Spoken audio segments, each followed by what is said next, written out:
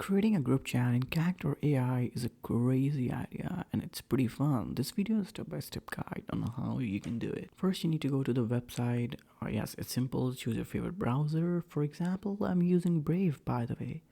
Next, you can simply click on the create button, which you can see on the screen on the home page menu bar. Once you click it, you'll see a box of two options: create a character, create a room. You have to create a room.